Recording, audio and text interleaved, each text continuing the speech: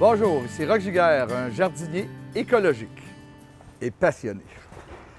Alors aujourd'hui, on va voir tout ce qu'on peut faire pour nous rendre la vie plus facile et être moins toxique pour notre environnement lors de notre jardinage. Il y a un paquet de petits gestes qu'on peut faire pour avoir de très bons résultats tout en respectant notre environnement. Alors premièrement, ceux qui cultivent en contenant, parce que beaucoup font des potées fleuries, alors c'est d'utiliser un bon terreau de plantation. Un terreau qui contient des éléments drainants comme de la vermiculite et de la perlite. Un terreau qui va contenir aussi des polymères pour retenir l'eau, une rétention jusqu'à 2 jours. Donc, il va demander moins d'arrosage. Et enfin, un terreau qui va contenir du compost pour justement amener des matières organiques à notre sol pour pouvoir nourrir la plante.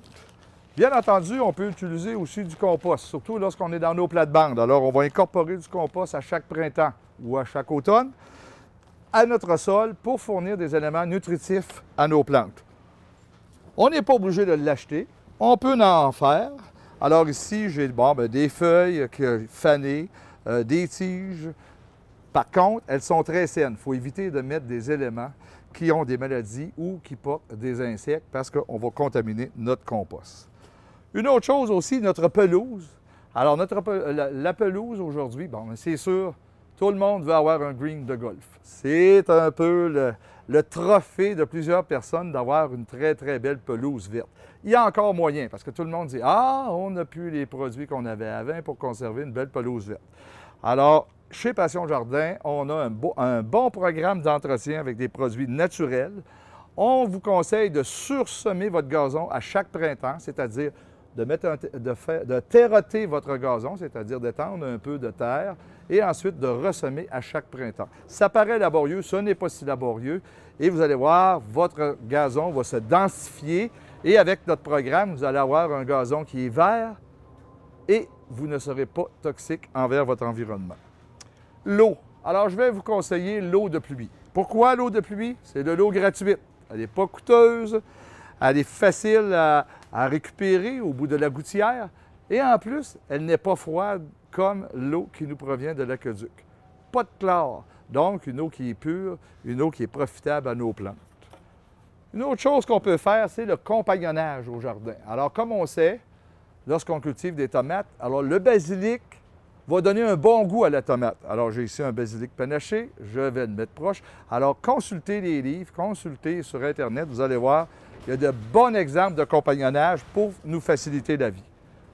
Lors de l'achat d'une plante, très important d'acheter la plante en fonction de nos besoins.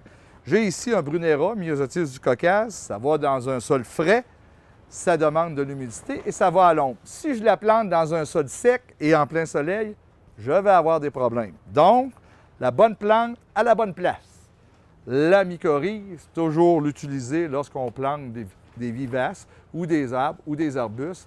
Ça va aider grandement à la culture de notre plante et surtout à développer un bon système racinaire pour assurer la nutrition de la plante. Dans ce cas-ci, c'est des mycorhizes pour arbres et arbustes, donc il faut lire les instructions pour acheter des mycorhizes en fonction de notre besoin. Et je vais finaliser avec notre paillis.